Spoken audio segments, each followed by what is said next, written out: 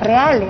Pero por supuesto, ¿cuáles son los temas que deberían marcar la agenda y que realmente deberíamos prestarle atención? Pues bien, se están haciendo esfuerzos también desde la academia, desde la sociedad civil, de poder de alguna manera ayudar a centrar este debate. Y uno de ellos es el que protagoniza el proyecto Perú Debate 2021, que ha presentado en los últimos días, está presentando en estos días una hoja de ruta, en realidad, de lo que los planes de gobierno y los candidatos deberían tomar en cuenta para poder enriquecer sus planes de gobierno y llegar pues a buen puerto con todas las carencias que claramente se han hecho mucho más evidentes todavía ahora durante la pandemia. Vamos a conversar con Javier Portocarrero, él es representante del proyecto Perú Debate 2021, por supuesto director ejecutivo del Consorcio de Investigación Económica y Social, CIES, donde queremos tener pues esta conversación además introductoria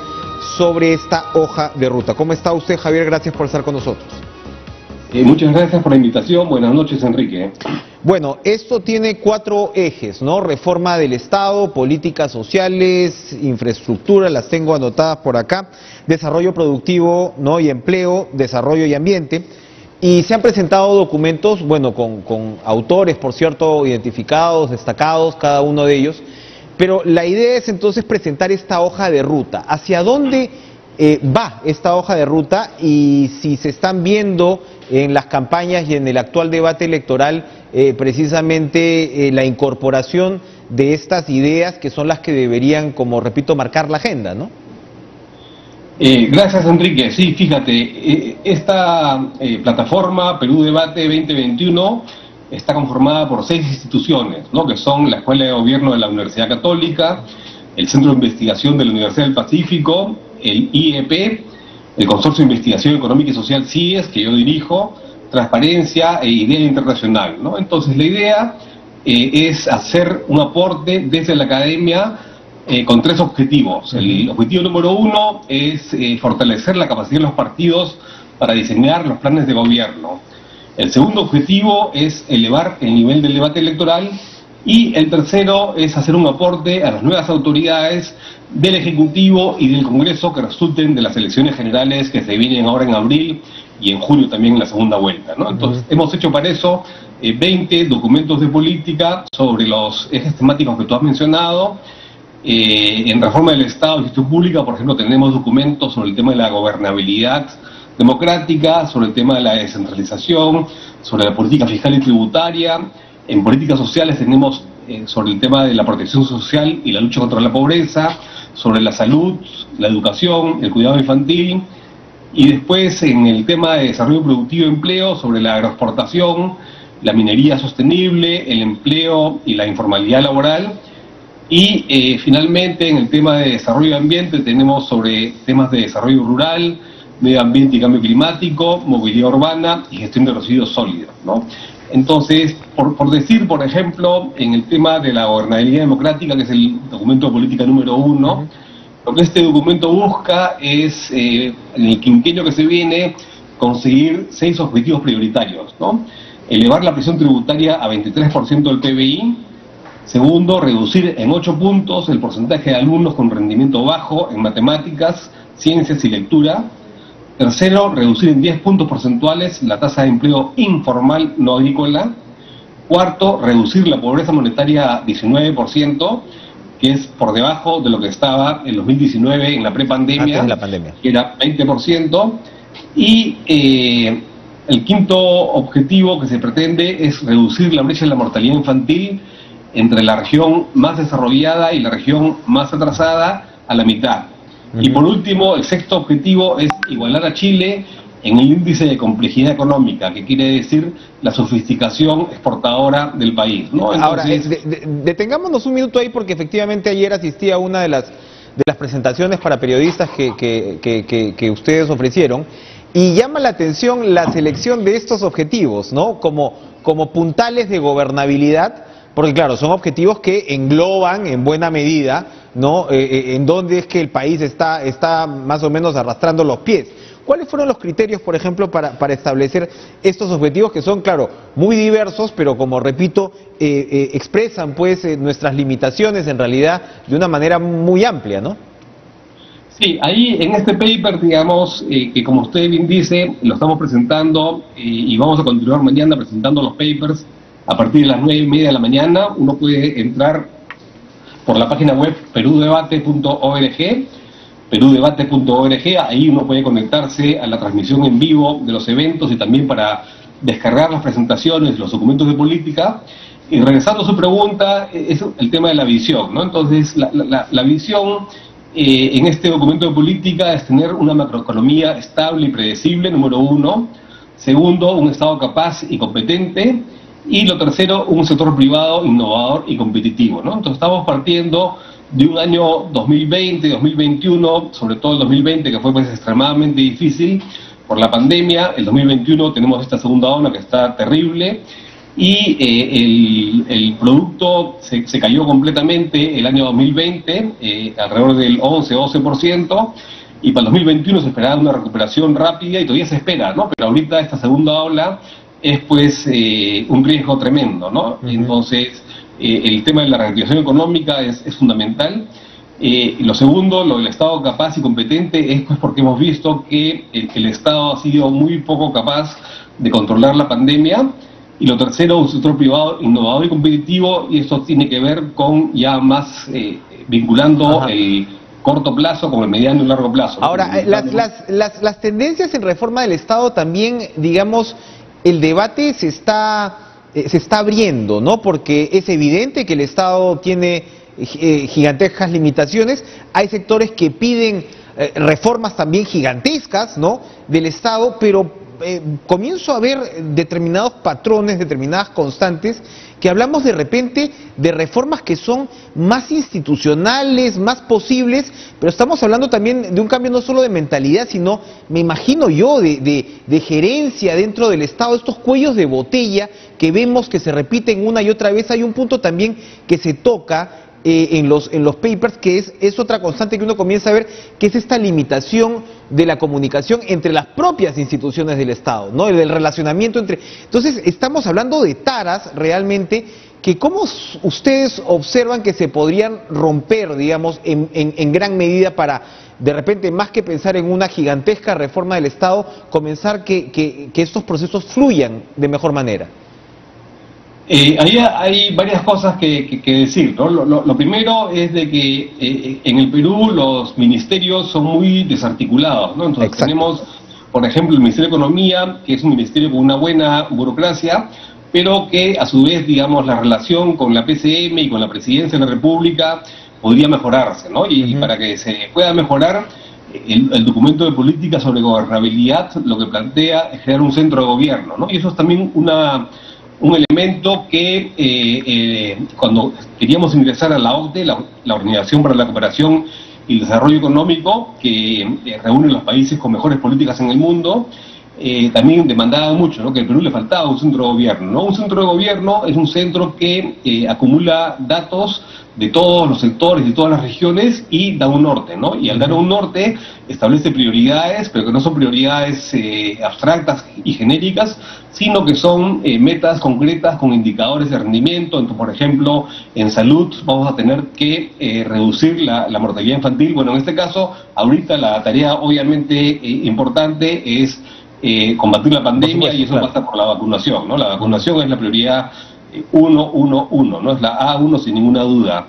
Pero para hacer eso se necesita pues también una gestión que tenga elementos trazadores, ¿no?, que tenga indicadores cuantitativos, que tenga metas establecidas y que tengamos un sistema de monitoreo que nos permita ver si nos acercamos o no a esas metas. Ahora, Javier, es muy difícil, y esto es un tema que también se iba repitiendo por parte de los autores.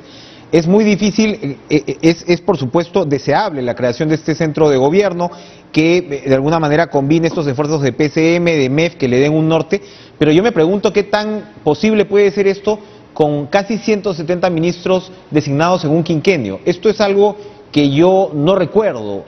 O sea, es una locura. Y estos 167 creo que son ministros, ya deben haber un poco más porque de repente hemos cambiado un par de ministros más desde que se dio esta cifra, pero de ahí uno piensa en directores generales. Entonces, precisamente, ayer hablaban de la alta rotación que se reproduce en toda la, digamos, el organigrama al menos alto del Estado, y esta incapacidad para poder acometer procesos a mediano plazo, precisamente porque vives, claro, en medio de incendios. Este centro de gobierno al cual usted se refiere, pareciera que el objetivo es ir más allá, ¿no? Tenemos que establecer esas medidas distintas dentro del Estado, o esos niveles de objetivos distintos, ¿no?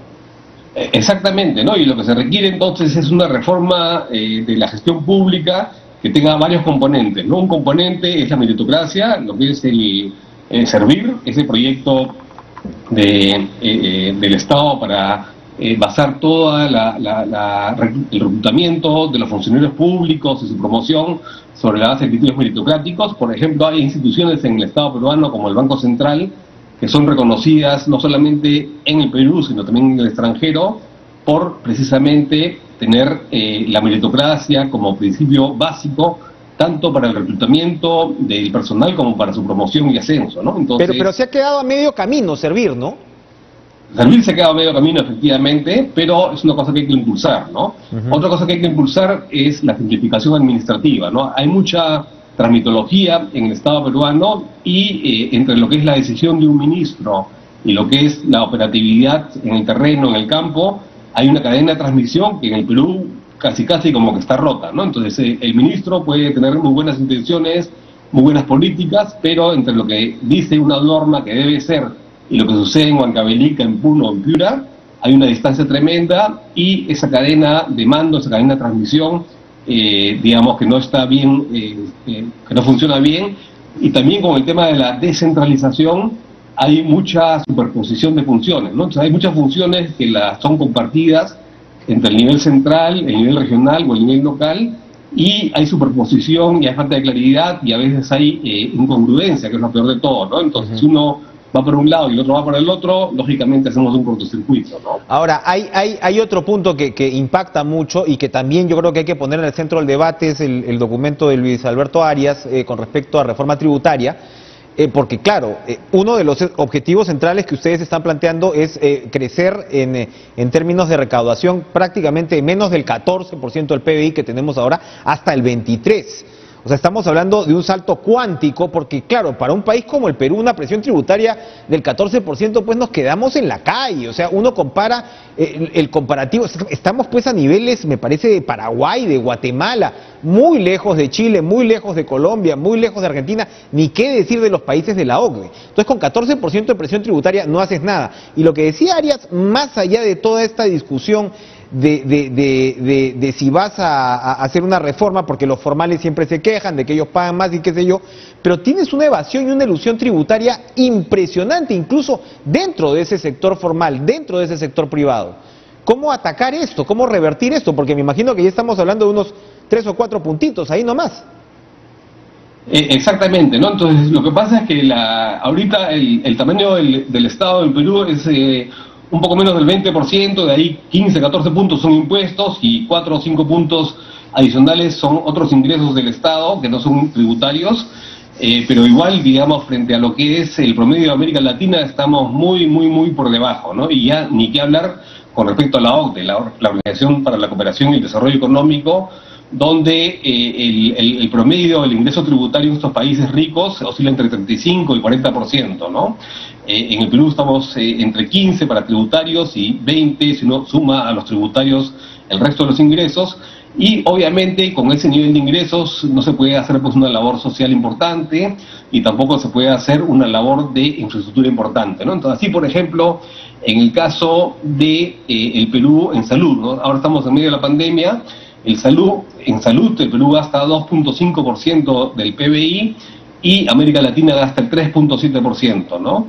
En educación el Perú gasta 3.8% del PBI y América Latina gasta 4.9%. En protección social gastamos 2.7%, América Latina el 5.0%, ¿no? Entonces, obviamente hay que aumentar muy significativamente el gasto para combatir la pandemia, para bajar la mortalidad infantil. Hay que aumentar el gasto en educación para mejorar el rendimiento de los escolares, y para eso hay que aumentar la recaudación, ¿no? O sea, ahorita, en este instante, no es el momento de crear nuevos impuestos porque estamos recién saliendo de la recesión tan brutal que hemos tenido el año pasado, pero sí, a partir del 2022 tenemos que hacer una reforma tributaria importante, y el 2021 ya comenzar también a hacer algunas reformas importantes, ¿no? Por ejemplo, ¿no? Las exoneraciones tributarias suman en el Perú casi 1.6% del PBI, ¿no? Y recordemos que cada punto del PBI, el PBI es más o menos 200.000 millones de dólares, entonces 1% son 2.000 millones de dólares, 1.6% son 3.000 millones de dólares que nos cuestan estas exoneraciones tributarias todos los años, ¿no? Entonces hay muchas de esas exoneraciones que son pues indiscriminadas, porque a veces benefician a los pobres, pero también benefician a los ricos, ¿no? Entonces esto hay que sustituirlo por subsidios directos a la población más necesitada, ¿no? Bien.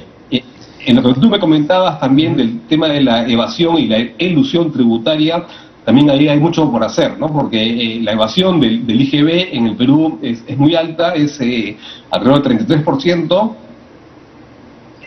y en el tema de la evasión del impuesto a la renta empresarial es más o menos casi cercano al 50%, ¿no? Entonces, ahí hay una serie de normas internacionales que están promoviendo la OCDE, que es tratar de evitar pues, los paraísos fiscales, los precios de transferencia, y de tal manera que poder aumentar la tributación. Y entonces hay campo para hacer crecer la tributación por el lado de anular las exoneraciones tributarias y reemplazarlas por beneficios más focalizados, más directos, y que también sean limitados en el tiempo, y también por el lado de combatir la evasión, combatir la ilusión, simplificar los regímenes tributarios, propender a su unificación. Entonces eso podría generar un aumento muy importante de la recaudación, que a su vez puede financiar el gasto en salud, el gasto en educación y el gasto en infraestructura. Por ahí comienza pues una transformación desafiante en realidad para el Perú. Gracias, Javier Portocarrero, vamos a estar muy pendiente del desarrollo.